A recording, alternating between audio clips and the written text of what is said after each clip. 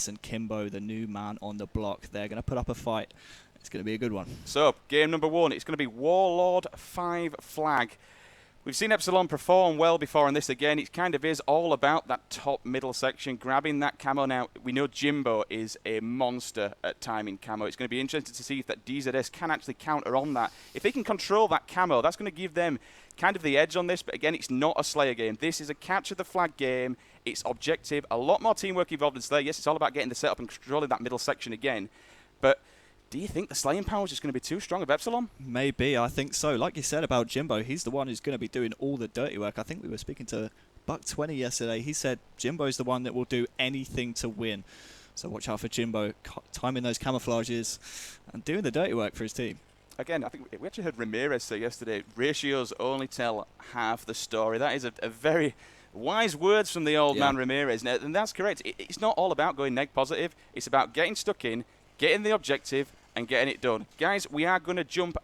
In fact, I'm going to let you lead the way. Who do you want to jump on board with for game number 1? I think I want to start off with Kimbo from DZS. So let's swap over to Kimbo if we can. We're on a quad POVs at the moment. Do apologise. The little thing with the switch at the moment, we can't seem to change the POVs, yeah, but we will stick on board with DZS. Yep, Gunner. There's Kimbo actually. I was going to highlight Gunner on the bottom left of your screen. He was the one who got camouflage, but it's actually Kimbo we're on board with. Already in the Epsilon flag. 3 of his teammates were down there. Managed to throw the flag out. Can he stay alive here? He's absolutely one-shot. Manages to get his shields back. Swapping over to Panic though. There we go. He's on death screen. And there's Kimbo on the death screen getting the recov. I'm not really sure how he managed to stay alive there. Grenades are coming in left, right, and centre. Still on board with Panic. Can he get the bass back? No, he doesn't. Doesn't manage to get away. That would have been really clutch if he managed to just catch him off the back. Yeah, top left there, you saw Buck20. Epsilon, Buck20 with a killing spree there. So still on board with Gunner here. Picks up a shotgun, finding his own flag in the hands of Snipe Drone there. Gets a nade hit marker just over 1 minute into this game. Gunner just trying to stay alive here. Bottom middle finally goes down to the hands of Reaction and his grenades. Once you get called out by the Epsilon roster, there is simply no hiding, as you saw there. Tried his hardest to stay away.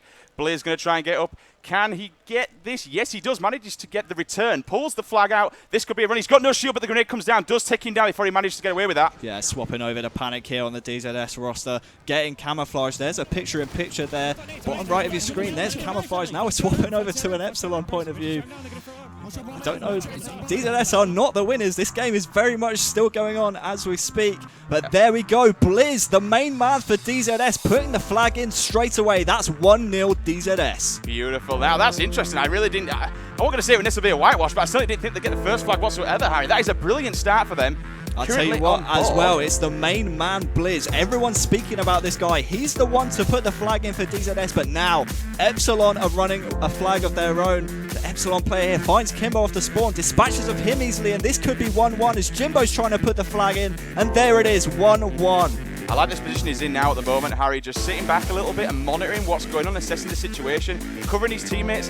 The catwalk, that's a new addition to this map, Harry. I absolutely love the catwalk. It gives another way that they can actually move out and watch exactly what's going on. Pinning them down into blue flag right now, shots coming in. This is a brilliant power play, that power position that he's in. As you can see, unfortunately we have a little good across now. On board with Blizz though, looking across, getting shots from top mid. Does get taken down by Snipe Drone, though. You do not want to fall in the line of his BR. Yeah, DZS's flag is in the Epsilon base, and there we go. Snipe Drone capturing the flag there. 3 dead as well for DZS. Let's see if we can move across to Buck20 right now. Off of the spawn, and there it is. Buck20 now getting shots in the back. Can he get away from Blizz? No, he cannot. He goes down. We will stick with him off the respawn, though.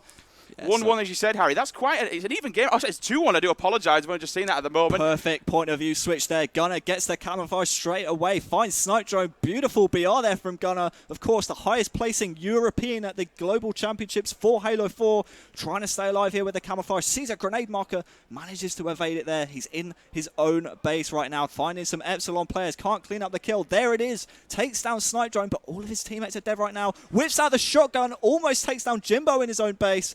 Gunner here is just doing great work with the camouflage. And there's the killing spree as the flag defense goes in for Gunnar as well. I think this is possibly the second time off the spawn that he's actually had camo now. Using that, the Predator combo, the shotgun camo combo, causing all sorts of problems at the moment. He's going to pull this and pull it out. He needs one of his teammates possibly to take this off him.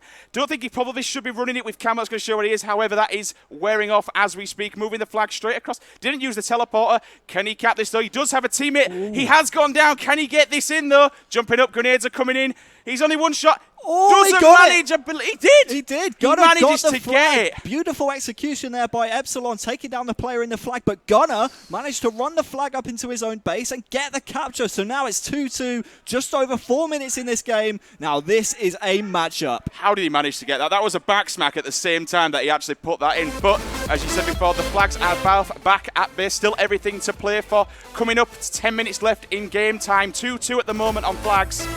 Yeah, absolutely. So we're going to stay on board with Gunnar here. He's trying to find an Epsilon player in this green base. The picture there is just cut out. Let's see if we can swap over to someone else. Now we're on board with Panic. He's going to be coming off the death screen. Still, game one in this series. Just 4.5 minutes gone, and it's all tied up 2-2. Very, very fast-paced action. Grenades going in there. I believe he's got a little hit marker there. So he knows someone's there. Throws another one in. Manages to pick up the kill. Watching over his flag now. Their flag is actually out. Currently moved to Gunnar. In death screen though, we are going to stick with him off the respawn. Currently, as you see on there, Kimbo going down. Flag out though. Can Epsilon make the return on this? It's going to be Gunnar here. He's finding Jimbo top middle. His own flag is out of his base. He's moving into the Epsilon base here. He's trying to find a couple of players there. He's found Reaction, throwing some nades down. The flag's out in the platform there from Buck20. Very adventurous play, but now he's going to try and run this flag towards his DZS members. But snipe drones collapsing on them. Gunnar here still alive in the Epsilon base. Only 5 seconds to recover his flag before it resets to the base. Ooh, this is a tight one. Buck20 doesn't manage to get the recov there. Excuse me, doesn't manage to get the touch, and in fact it's Gunnar and the DZS squad who get their own flag reset to their base. Finally, they really needed to take him down, Harry. He's been causing all sorts of problems in that base. Really holding it down for them, giving it 2-2. Stop the flag twice. Fantastic play out of Gunnar. This is what we expected. You mentioned before, he's quite prestigious to have the highest placing European at Halo 4 Global Champions. It mixed out on a few kills to top 8, but he's such a strong player, especially working with Panic. Blizz at the moment, we saw earlier on, doing tons and tons of work. For me, Blizz is kind of the guy that we really need to be watching. Again, seeing if he can actually do what he did online to get them to here. It's going to be interesting to see if he can actually manage to translate that across, but we've seen it before. He has been, before to Gamescom previously, managed to do that. Yeah, just as you were speaking there, Sims, Epsilon actually put in a flag, so now Epsilon take the initiative in this matchup. Of course, game one of the very first game of the EGL Battle of Europe. 3-2 currently to Epsilon. Don't forget, if at the 15-minute mark the teams are tied, we'll go into overtime. As it stands, Epsilon currently taking the initiative in this matchup, Sims. I believe that was Jimbo picking up the Sentinel Beam. That weapon for me, you've got to know what you're doing with it. You can't just run in charge and hoping to grab kills, because you're not just going to get kill after kill after kill with it. We do know it's a heavier weapon, so with the beatdown system, you can one-shot people with the jump and beatdown. However, sitting back with that and just shaving people down and ripping off shields and waiting for your teammates. Perfect 4 from Snipe Drone. He takes down Blizz in the base. Grenades come across and he gets shut down instantly. Yeah, really unfortunate there. We're going to jump on board with Jimbo, who has camouflage in the DZS base. Trying to run this flag here. Very adventurous play by Jimbo. He's still running this flag with camouflage. Not entirely sure if the DZS members know where they are. He has an Epsilon member. He has a teammate there with him. He might try and get the recover. In fact, he's spotted there, and then it's a DZS member get the recurve. Interesting, he actually had the Sentinel Beam in hand, Harry. There was a shotgun on the floor. He didn't decide to change it up. I may have thought that with camo, he would have picked up the shotgun and tried to make more use of that and go on a bit of a slaying spree. Instead, when, again, you mentioned before, Jimbo being the player that will get in, stuck in and do anything. Did pull the plug. May have been better if he just went on the slaying offensive. He did have someone on the ramp that could have jumped in and pulled that. But at the moment, Jimbo working on his objective game a little bit. He's half shields, needs to stay alive on this. This could be a big play if he does just stay alive. Grenades are coming in though. Needs to be careful. Still, can he survive? Yes, he does. Picking up. Oh, maybe better to out the BR. Yes, he does. Gets the kill. That's a big kill for Jimbo. Yeah, takes down Kimbo there. So Jimbo on Kimbo, picking up the recurved flag there. I like that. Yeah, I know. A bit of alliteration, right? Now he's going to run this DZS flag. He's not teleporting his flag, though, Sims. He's moving it towards the green base. He has the Epsilon teammates around him. I believe it's Epsilon teammates actually trying to recover the flag back to their own base, and Jimbo is here, just being as sneaky as possible. He's taking this flag into a base. He's just being really elusive here with his flag sims. Still absolutely, again, I don't know where it is, but the grenades are coming in. There's a hitmarker. He has been found, though. Will he go down? Yes, he does. The laser beam of doom coming straight across map and ripping down his shields, but we are going to jump across to Kimbo. Can he get this in? Yes, he can. 3-3 now, and Kimbo has a sentinel beam in hand. Needs to stay alive, though. If a grenade comes in, that's going to clean him up. If he stays alive, he can make use of that sentinel beam across map, maybe taking a lot of shields off. He's one shot. He's poking out, though. Camo is up. Let's see if anyone can grab that, Harry. Yeah, Kimbo there with a great play. In fact, it's Jimbo in his own base, in the DZS base, I should say. He's actually moving a flag of his own right now. On board with Buck 20. He's just taken down by Blizz there. I want to swap over to Jimbo. He's trying to move this flag in. There's a lot of DZS pressure here. And in fact, I believe that's Gunner there getting the recap for DZS. Great play by DZS. Brilliant Halo tactic. Get your head down. Keep your head hiding. Get stuck in one shot and get that flag back. Does go down, but as you said, Harry manages to recoup the flag. Brilliant play from Gunner there. Currently, again, as you mentioned, on board with Jimbo. One shot, can he go through? Ooh, he always gets me. I don't like going through teleporters when I'm one shot, because the amount of times I go there and just find a guy, just chilling with shotgun.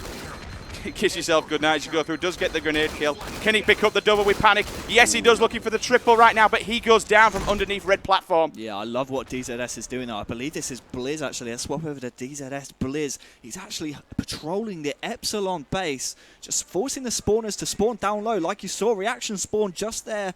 Spawns down low and gets taken down easily. And now, look, he's in a position to run a flag. However, just runs it towards the Epsilon team there and gets taken down. Yep, the Sentinel Beam of Doom, though, coming into his play. I don't know who that was off screen, but I think they picked up a double kill with that thing. that weapon really can be a game changer sometimes, but again, it's all about knowing how to use it and where to. You can't go running in one-on-one.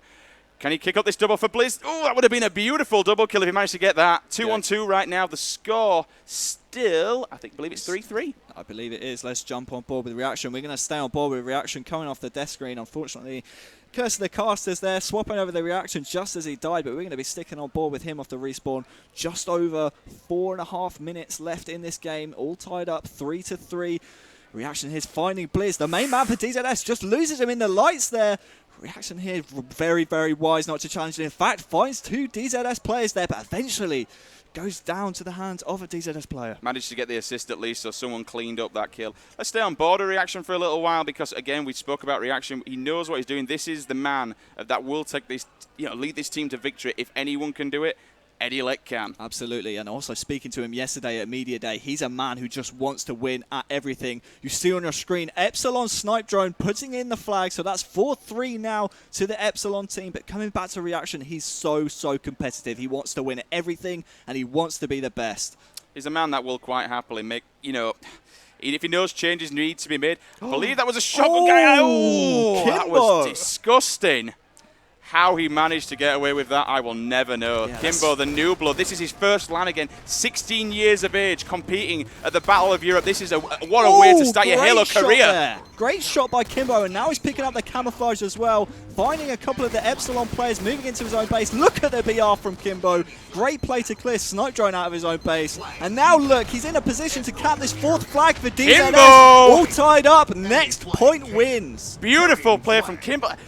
What a way to start your Halo career, Harry. This guy is absolutely on fire. There's the beatdown. Can he get away with it? No, he doesn't. He gets cleaned up by another Epsilon player. Again, 4-4 tied up now. Next cap will take this game. But Epsilon, DZS are giving as good as they're getting right now. Whoever thought DZS would be able to push Epsilon so hard? Snipe Drone's thrown the last flag potentially for Epsilon into their own base. Can this be 5-4? Yes, it is. Epsilon take game number 1, 5-4. But DZS, wow. What a way to start day number 1. Game 1. Woo. That was an absolute doozy. You've got to highlight the plays from Kimbo there. Really, really impressive. His shot is on point. It's very funny, actually, seeing Cup number 4 winners last across the post, taking Epsilon to 5 flags pretty much. I mean, it was 5-4, only 1 point in it. That game really could have gone either way. Whether this comes down to what we said yesterday about the respect that they have for Epsilon or not, I mean, this will give them a lot of respect, a lot of confidence going into game number 2 and further in this tournament. Could they now be questioning themselves saying, if we can take seed number 1 to a game number 1 at 5-4, can we beat them in the Slayers and can we move forward and beat the other teams? But again, it's not about coming 2nd, 3rd or 4th today. It's all about number 1. First place, there are no 2nd and 3rd prizes. It's do or die, all or nothing. 10,000 50,000 euros for first place. Europe's never seen a prize pool like this, Harry. And of course, you've got to think as well, that trip over the PAX, Boston, Massachusetts, that's what everyone here is gunning for. 10,000 euros is nice, but to compete with the best, that's priceless. Kimbo yesterday mentioning to us his dad actually works in the US, so for him this also means a little bit more that he can actually go out. He goes out to see his father in the US. He'd actually be able to get a trip. You know, he's mentioned earlier he's still a young player, 16 years of age. His parents are proud of him to get here. His dad would actually, this is kind of his dream to go to the US and play with the best, the pros at the HCS Grand Finals. The prize pool recently doubled to 100,000. First place, $50,000. That's pretty good, right? That's okay. That's life changing. Hey, that's a lot of pot noodles. Can you imagine it? Hashtag student life. Just saying. Can you imagine at the age of 16 though, winning 50,000?